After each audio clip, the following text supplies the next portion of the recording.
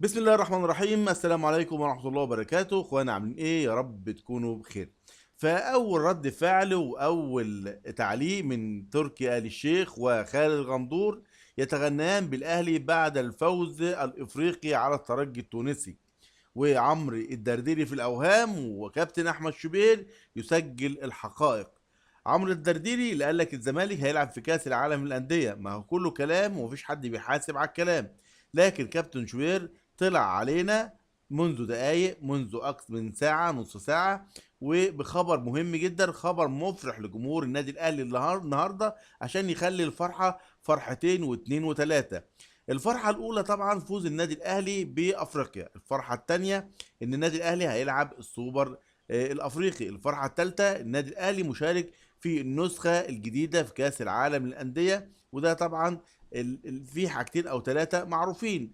لكن الخبر المهم والأهم الجديد بقى طازة، إن في بطولة اسمها بطولة القارات أو بطولة الكبار، وأول بطل قاري وصل لها النادي الأهلي، عشان يكون اول ممثل في افريقيا واول ممثل وصل للبطولة فعليا هو النادي الاهلي. بطل افريقيا، يعني النادي الاهلي وصل، وكل بطل قارة هيشتركوا كلك في بطولة واحدة، كلك هيصفوا مع بعض والاخر هيقابلوا بطل اوروبا في النهائي. وكله خير لجمهور الكرة المصرية وجمهور النادي الاهلي بشكل خاص.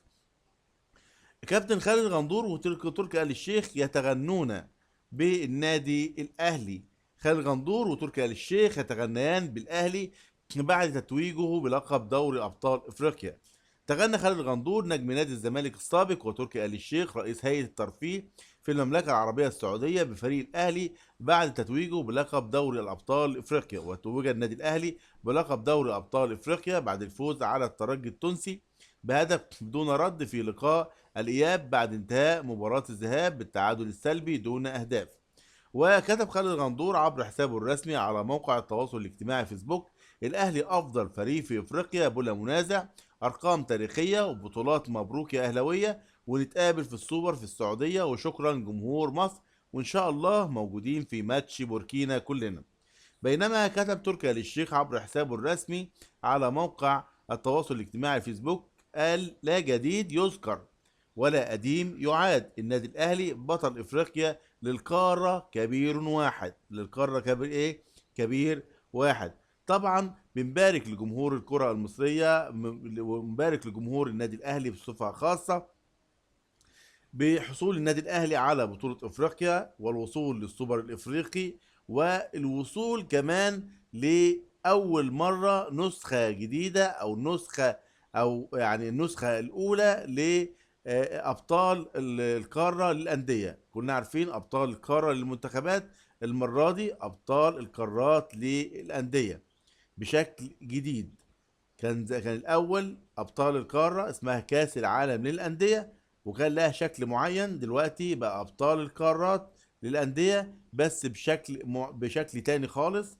النادي الاهلي بيدخل في المرحله التانية، وبعد كده يلعب لغايه ما يوصل للنهائي.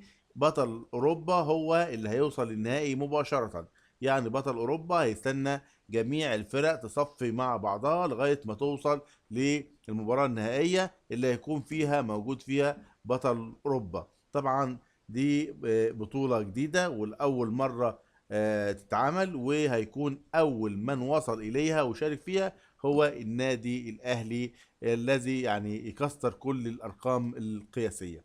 ألف مبروك للمارد الأحمر.